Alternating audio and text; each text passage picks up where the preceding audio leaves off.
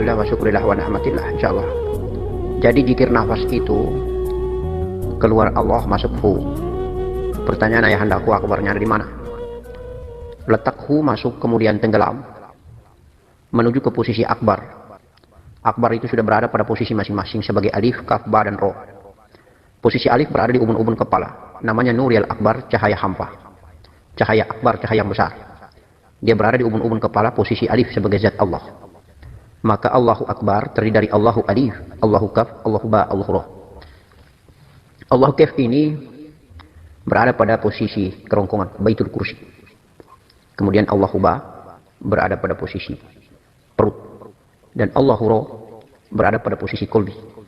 Jadi lini daripada Akbar atau terminal stasiun posisi letak duduknya Akbar ini adalah merupakan letak duduk untuk menerima datangnya hu sebagai nafas atau jiwa. Jatuhnya nafas atau jiwa, sebagaimana apa sudah bertausiah ulang-ulang. Kita hantar menuju ke zat Allah, maka dia berada pada alif. Kita hantar pada posisi kerongkongan di Baitul Kursi, maka dia berposisi sebagai Allahu Qaf. Kemudian posisi Allahu Ba, posisi nafas jatuh di perut. Dan posisi roh, nafas atau jiwa tenggelam di dalam kolbi. Atau Nur Muhammad.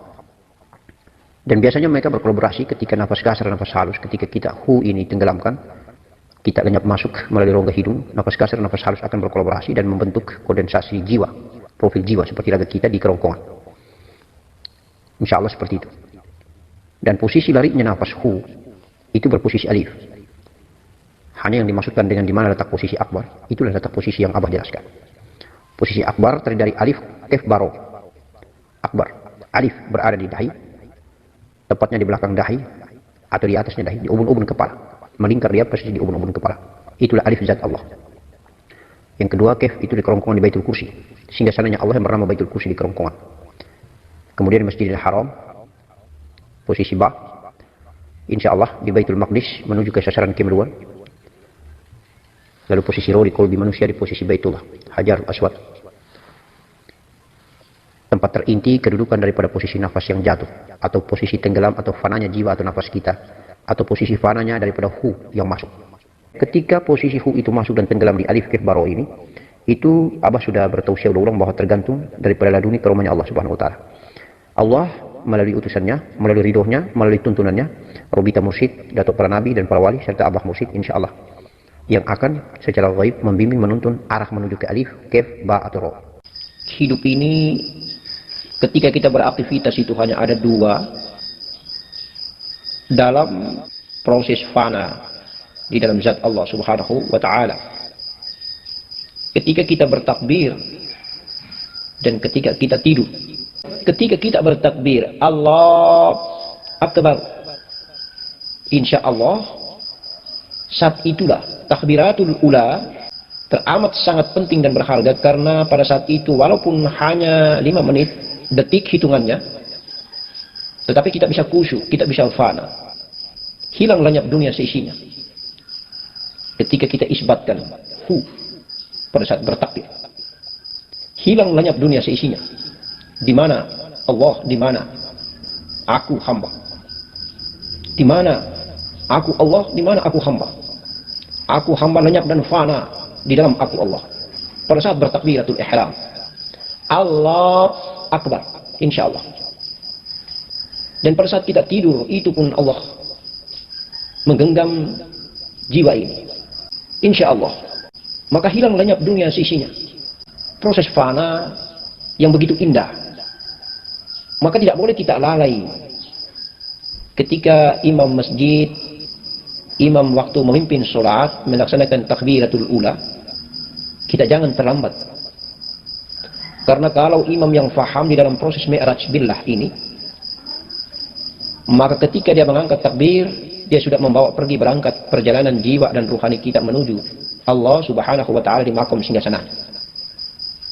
Kalau kita terlambat datang mengikuti takbiratul ula, itu simbolnya sama ketika kita mau berangkat terlambat, diangkut, diakomodir, diakses oleh kendaraan. Sudah jalan kendaraannya, kita kemudian ikut dari belakang. Dan akhirnya kita tidak jalan karena sudah dijalankan oleh imam, dijalankan oleh pemimpin sholat. Kalau pemimpin sholatnya faham dan tahu tentang takbiratul ula, merupakan kisah keberangkatan, kisah mi'raj, Maka imam itu adalah pemimpin daripada jiwa makmumnya. Sehingga sebelum dia pimpin sholat, insya Allah pemimpin sholat selalu memberikan perintah untuk kita tertibkan saf, barisan. Kemudian mengangkat komando, sholat jami'ah rahimakumullah. Kita menjawab, kita sudah siap mau berangkat ini wahai Pak Imam. As-salata la ilaha illallah. Insya Allah kita berdiri betul, kita pasang niat kita, imam pasang niatnya, kemudian imam siap takbiratul ula. Allah memberangkatkan kita tenggelam di dalam hunya imam. Itulah hunya Rasulullah. Itulah hunya baginda Nabi Muhammad sallallahu alaihi wasallam. Menuju ke pemilik hu. Adif. Allahu Akbar. Allah pemilik segalanya. Kita bertemu Allah di saat kita takbiratul ula. Walaupun hanya hitungan detik. Insyaallah. Begitupun ketika kita tidur. Sama. Maka perjalanan nafi isbat ini tidaklah gampang. Perjalanan nafi isbat keluar Allah masuk hu ini selalu kita lakukan dalam kondisi natural. Sudah berjalan, cuma kita tidak pernah menyadari bahwa nafas kita beribadah. Hanya saja batang tubuh kita tidak pernah menyadari bagaimana caranya agar connect, nyambung antara ghaib nafas kita dengan batang tubuh kita yang zahir, nyata ini. Sehingga kita sadar akal, sadar otak, sadar pikiran, tahu bahwa oh ternyata bagaimana caranya mengibadahi nafas ini. Dengan cara seperti ini. Padahal kalaupun kita belum dikasih kesadaran hidayah oleh Allah Subhanahu wa taala pun, nafas ini sudah beribadah. Untuk menertibkan ibadahnya sesuai dengan tuntunan asma Allah, sesuai dengan tuntunan sifat Allah, sebagai tuntunan zat Allah, tuntunan zahir ciptaan Allah Subhanahu wa taala baginda Nabi Muhammad sallallahu alaihi wasallam yang mulia dengan ajaran Nabi, dengan ajaran Rasulullah Al-Karim ini, melalui kitab Allah, melalui sunnatullah. Maka perhatikan baik-baik ketika kita ruku atau kita sujud, selalu kita nafi. Dan apabila kita takbir atau saat kita duduk di antara dua sujud, selalu kita isbat. Jadi proses nafi dan isbat daripada nafas ini sering berjalan ketika kita sholat. Maka itulah hakikat sholat tertinggi kalau orang memahami dan mengetahui rahasianya. Setiap kita takbir, kita isbat. Setiap kita ruku, kita nafi. Intidal, kita isbat. Waktu sujud, nafi lagi. Duduk di antara dua sujud, kita isbat lagi. Sujud lagi, kita nafi lagi. Berdiri seperti alif, kita isbat lagi. Jadi kalau berdiri pasti bentuk alif, duduk pasti bentuk lam. Ruku bentuknya seperti ha. Dan juga dia bentuk seperti lam Allah. Dan sujud dia bentuk seperti huruf mim. Intinya pada saat kita berdiri pasti kita isbat. Kita ruku, nafi. Intidal, isbat lagi. Kita sujud, insya Allah kita nafi. Duduk di antara sujud, kita isbat lagi. Hanya nafi dan isbat. Hanya lepas dan tenggelam. Hanya lepas dan fana. Biarkan nafas ini nafi pesiar ke bumi. Kemudian biarkan nafas ini isbat, tenggelam di dalam zat Allah Subhanahu wa taala. Allahumma salli ala sayyidina Muhammad wa ala ali sayyidina Muhammad. Rahasia besar sekali ada di ubun-ubun kepala ini. Makanya anak kita, sang bayi yang kecil baru dilahirkan, ubun-ubun kepalanya lembek.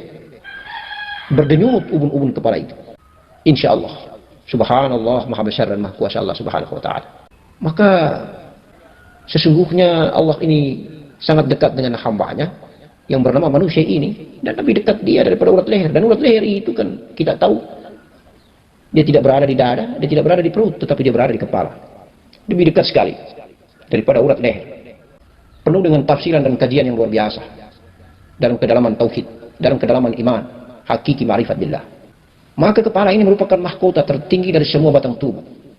Kedudukannya dan makomnya, tempat tinggalnya kepala itu berada di atas. Itulah alif. Nafas masuk akan berkolaborasi membentuk lam alif.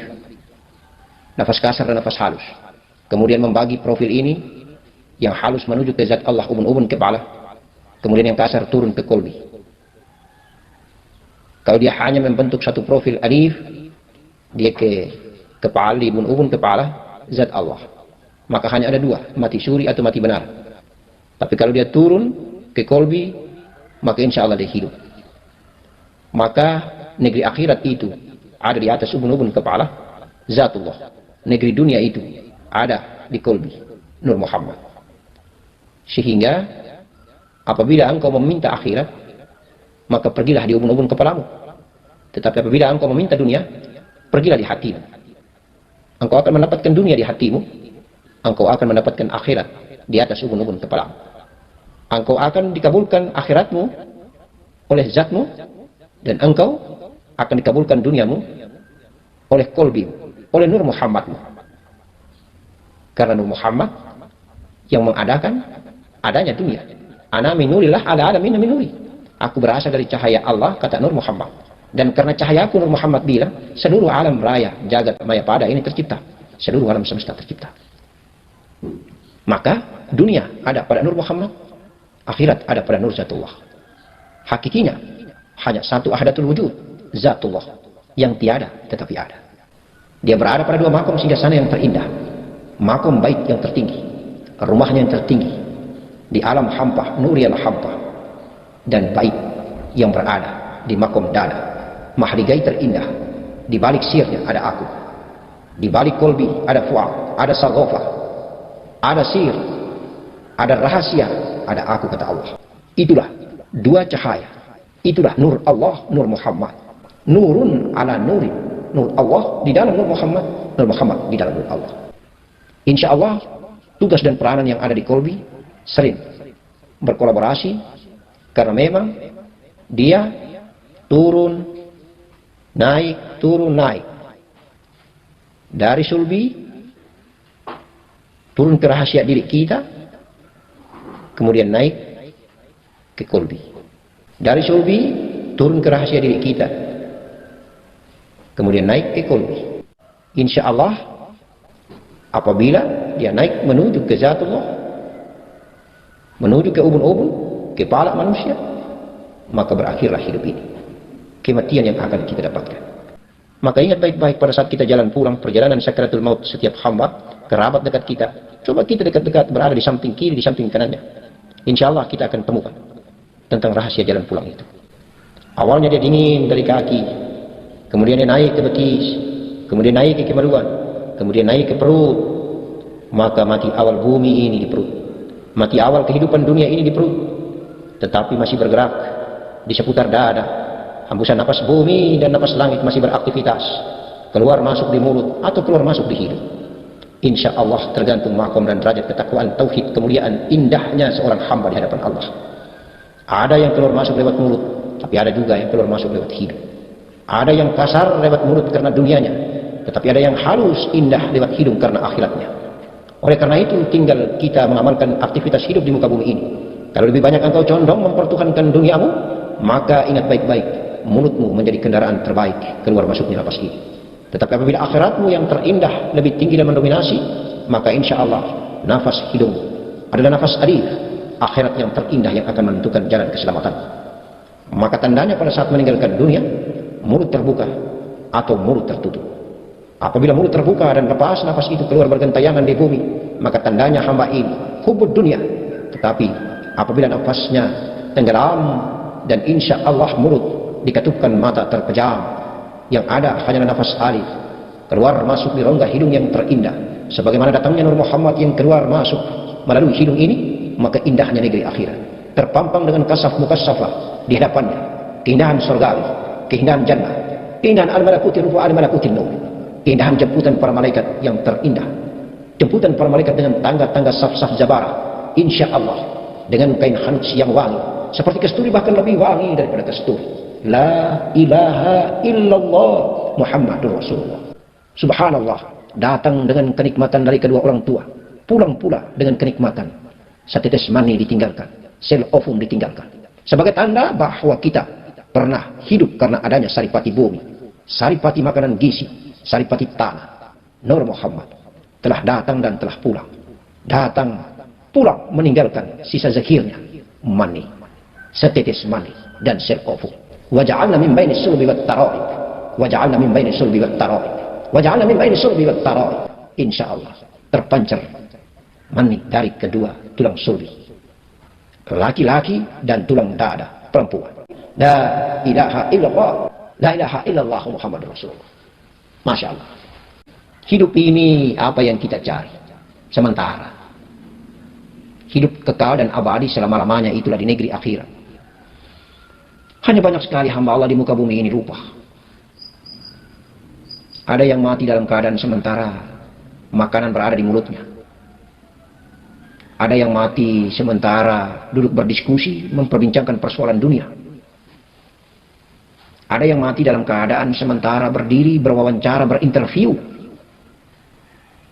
Banyak sekali kematian-kematian, banyak sekali lepasnya nyawa daripada raga ini dalam keadaan aktivitas dunia. Dan ini menjadi introspeksi dan renungan sebenarnya buat kita yang hidup. Ya Allah, biarkanlah kami pulang ke negerimu, ke hadiratmu, dalam keadaan genggaman kedua tanganmu yang indah. Dalam keadaan genggaman daripada kuasa dan kebesaranmu yang penuh dengan rahmat kasih sayang. Dalam keadaan kami beribadah, dalam keadaan kami sujud, kami ruku, kami zikir, kami menyebut namamu. Dalam keadaan kami cinta, kami kasih dan kami sayangmu ya Allah. Kami sayangimu ya Allah. Kami sayangimu ya Rahmanu ya Rahim. Allah, izinkanlah kami mencintai, mengasihimu dan menyayangimu. Izinkanlah ya Allah. Izinkanlah kami menyembah dan bersujud hanya kepada Engkau. La ilaha illa Allah. La ilaha illallah. La ilaha illallah. La ilaha illallah. La ilaha illallah. Muhammadur Rasulullah. Muhammad Rasulullah. Zahir batang tubuh ini adalah Muhammadmu Rasulullah. Zahir dan batang tubuh ini adalah Muhammadmu Rasulullah. Jiwa dan nafas ini adalah Ahmadmu. Nur yang ada di kolbi ini adalah nur sifatmu. Dan Engkau adalah nur zatu. Subhanallah, subhanallah, subhanallah. Subhanallah wa bihamdi, subhanallah al-azim. Astaghfirullah, astaghfirullah, astaghfirullah al-azim. Astaghfirullah al-azim, astaghfirullah al-azim. Alladzi la ilaha illa huwa al-hayyul qayyum wa atubu ilaik. Ya Allah, ya Allah, ya Allah, maafkanlah, ampunilah kesalahan dan dosa dari batang tubuh, daripada zahir hina ini. Insyaallah. Ingatlah olehmu dalam memelihara nafasmu, dalam berdiri, ruku, sujud, dan duduk di antara dua sujud, sehingga dapat memberikan tanda kepada sekalian badan, jasad, ragamu, dan segala cahaya nurul alam di atas segalanya. Ada ekspresi cahaya alam yang luar biasa ketika engkau keluar daripada sejarah. Tetapkanlah hatimu pada kehidupan dua negeri, negeri dunia dan akhirat. Rabbana atina fid dunya hasanah wa fil akhirati hasanah wa qina adzabannar. Allah akan menganugerahi martabat. Insyaallah Allah akan menganugerahi martabatmu menjadi martabat nabi, martabat rasul. Allah akan mengharamkan jasad, tubuh, ragamu dimakan api neraka, dan jasad, raga badanmu akan utuh, tidak akan dimakan tanah. Rasulullah Al-Karim An-Nabi Muhammadin sallallahu alaihi wasallam bersabda, tafakur sesaat itu lebih besar pahalanya daripada beribadah 70 tahun lamanya. Dan berpikir tentang ma'rifat kepada Allah, maka nilai tafakur itu lebih beribadah 1000 tahun lamanya. Allah berfirman dalam surat Al-Kahf ayat 16, dan kami lebih dekat daripada ulat leher. Sekali lagi, dan kami lebih dekat daripada ulat leher. Insyaallah sebuah renungan yang panjang dan mudah-mudahan dapat memperbaiki aktivitas ibadah nafas ini. Assalamualaikum